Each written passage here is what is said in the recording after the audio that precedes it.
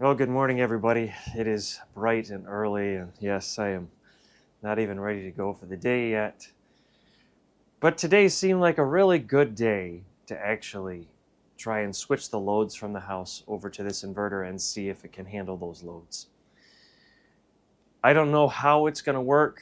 I know that the very first set of loads that's going to kick in, because I'm just about to go hop in the shower, is going to be the well and the water heater. So we're really going to be pushing this thing to the limit right off of the bat.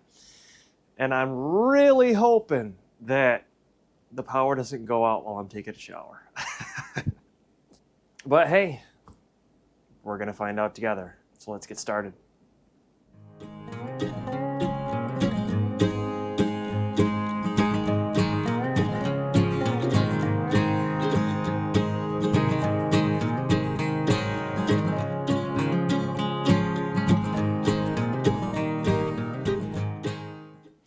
So right now the 6000 is in standby mode. There's no PV coming in right now. It's all quiet. The power for the inverter is running down across to the other side of the room to my DIY battery bank, and also over to the new Orient Power 230 amp hour battery. And this is what I have the inverter connected to for battery communications for state of charge. So when you notice the state of charge information from the web monitor and the EG4 app, just be aware that it's coming directly from this Orient Power battery. So we'll turn on the EPS switch on the inverter, let that start up, turn on the loads and the grid connection, just in case we overload it. I believe it's supposed to fall back to the grid, but we're going to find out. 6000 is ready to go. Now I come over here, throw this switch down to the test wall, and everything should be powered directly from the 6000. The fans are starting to kick up. We have an 8% load on leg 1 and an 18% load on leg 2, and everything's running off of the 6000 XP, pulling 670 watts out of the battery. So as I stated a moment ago, I got to hit it hard right off of the bat. I need to take a shower. Critters are all fed. Now I need to get ready for the new day. Get rid of this hair.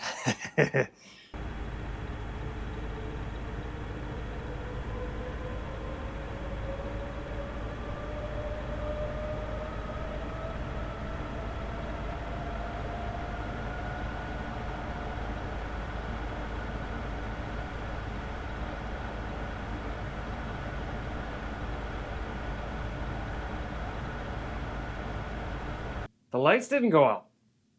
They blinked like a large load kicked in, but they didn't go out. It's really close to the limit on this inverter. So if we look at the mobile app and I hit refresh, we've got 5,200 watts of power coming out of the battery right now, and 2,400 for line 1 and 2,600 for line 2. So the water heater is still running. The well might still be running. So let's see if we can push it over the edge, because I need to warm up some coffee.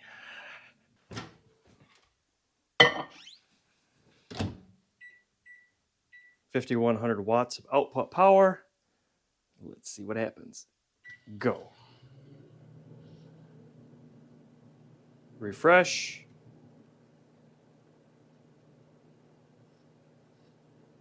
$6,600 watts, 4,000 watts on line 1, 2,600 watts on line 2. We have a notice on the screen now. If I tap that, EPS overload. Oh, we did have a couple EPS overloads while I was taking a shower too. But it still ran.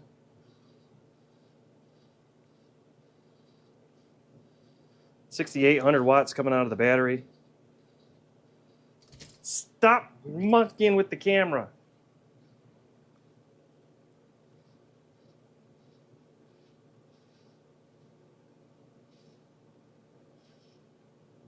Oh, there we go. They get switched over to grid.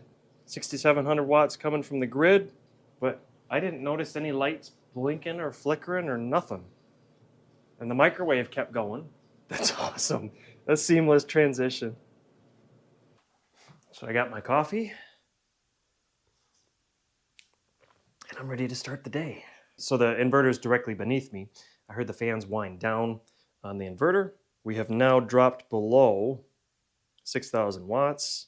It's still pulling from grid, but again, that was a seamless transition. No light flicker that I noticed, but that's great because the inverter can run what it's capable of running, and then it'll seamlessly switch over to the grid and supply power from the grid until it gets beneath whatever threshold is set to switch back. I'm not quite sure what that threshold is, but what I forgot to mention in the setup and install video that I did was that this inverter has a 50 amp pass-through for the grid connection.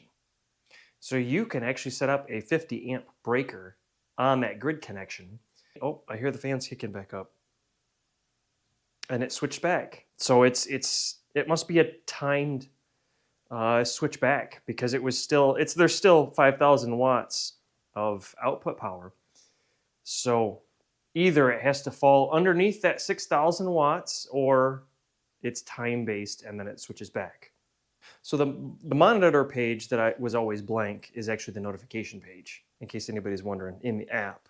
So looking at the logs here, EPS overload at 9:18 to 9:23. So that was 5 minutes. So there's 1, 2, 3.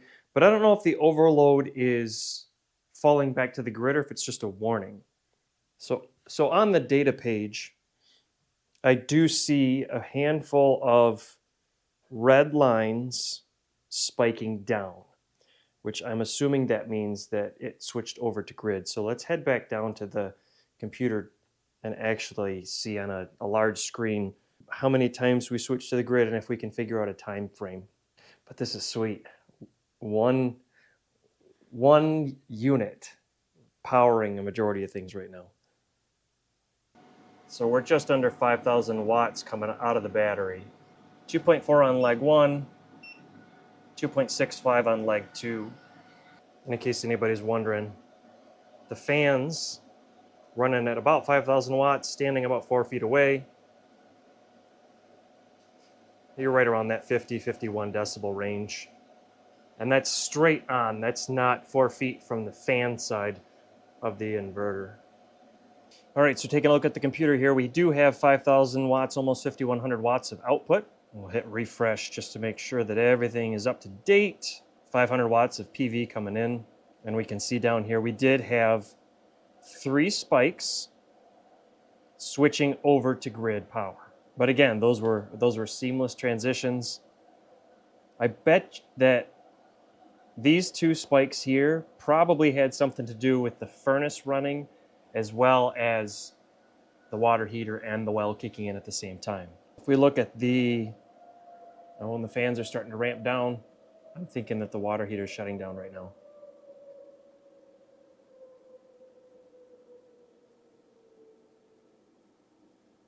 AC side from grid. Can I zoom in at all? I don't think I can. So right there, 6,600 watts at 8:58. And then 2 minutes later, it switched back. 9:04, 67. And then at 9:10, it was off. And then our microwave, 67 at 9:19. And that switched back by 9:25. So very cool. Here's the event history. Let's see if we have any more information here. Just the start and the stop time, 8:56 to 9, 9:03 to 9:04. So it looks like 5 minutes. And I'm assuming that what it's going to do is after 5 minutes, it's going to check and see is it still overloading based on the inverter requirements. And if it's not in that overloading state anymore, then it switches back. Well, I'm going to let this thing run for a while. For the majority of the day, it's going to be a cakewalk for this thing. I mean, a handful of computers, maybe the occasional light on, the furnace kicking on every once in a while, but that's nothing to a 6,000 watt inverter. So I'm going to check in probably as we get closer to the evening because that's going to be when, dinner starts kicking up. We might have these larger loads kicking in that could trip this thing back into overload again. But again, Even if it does, I'm probably not going to notice. It's just going to switch.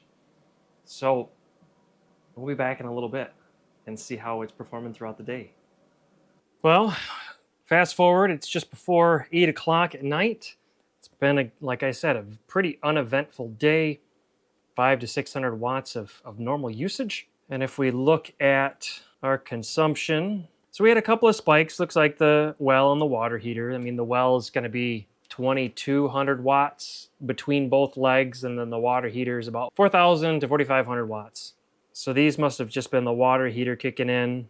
But, I mean, it's just running. I forgot that Thursday nights, almost nobody's home. So we're going to just continue to let this run through. 10.7 kilowatts of usage so far today. 1.2 kilowatts coming in from the grid. 5 kilowatts out of the battery. 4.8 into the battery. And then from the solar standpoint, we had 11.4 kilowatts come just into this system.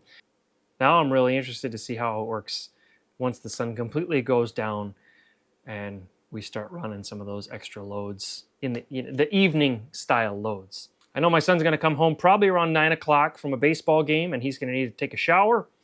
And then my wife might fire up some different things for a late dinner. But that's when things are going to get interesting to see. You know, when it's completely dark outside, do you notice when it switches over to grid? And do we see any of the lights flickering from different loads? You know, in the past, my UPS would cause flickering. I haven't seen that. You used to see it, especially on my office lamp, but I haven't seen it at all today. But other than that, not a whole lot to report. So I did just have something interesting happen as I'm in the kitchen making dinner. I did start the dishwasher. The fan from the microwave that you hear in the background is running off of the inverter, but the stove is not. And if I look at the display, apparently the dishwasher and the well and water heater pushed the system over the edge. So we're pulling 5,300 watts at the moment from the grid, but when the system switched over from battery backup to the grid, these lights here in the kitchen went out. The fan on the microwave did not stop. Oh, I'm thinking things just switched back. Let me refresh.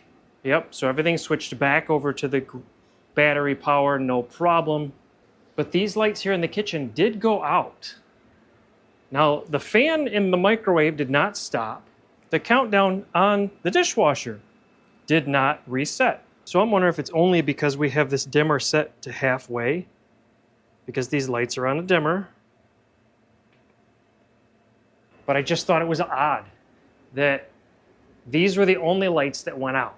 So this will probably be my last update for tonight. My son just got home, jumped in the shower from after his baseball game, and with the dishwasher running and the well and the water heater and then the refrigerator kicked in, it pushed everything over the edge.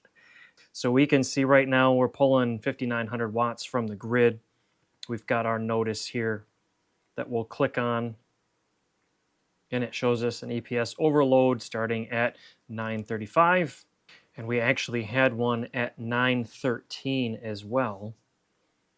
And that's the one where I saw the lights in the kitchen actually go out and then come back on. So yeah, we actually had quite a big draw. Remember, this is a 6,000 watt inverter, and this is 7,300 watts coming from the grid. So yeah, that's a, oh, and then the well I just heard click on again. So that's gonna make this number jump up. The fans just kicked in on the inverter. Let's reload this here. So yeah, we're up to 7,300 watts again.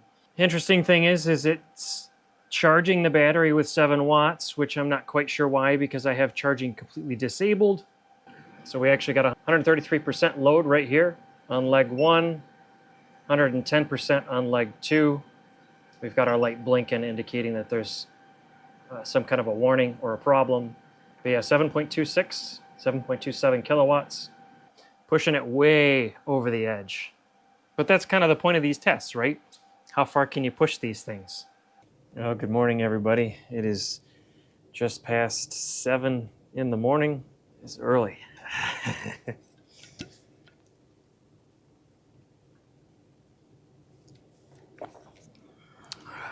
Nothing like a good cup of coffee. So we're just shy of a full 24 hours of runtime. So let's take a look at what happened overnight. We had one switch last night back to grid, but you can see here, even throughout the night, for the most part, we're around that 500-600 watts of usage. The occasional jump up to 800, again, probably the furnace. Then this morning, we had to get up early for a fine arts competition. And so you can see the little spikes kicking up, getting ready for that in the morning. The microwave kicked in for coffee warm-ups, and we had the toaster oven and different things like that running.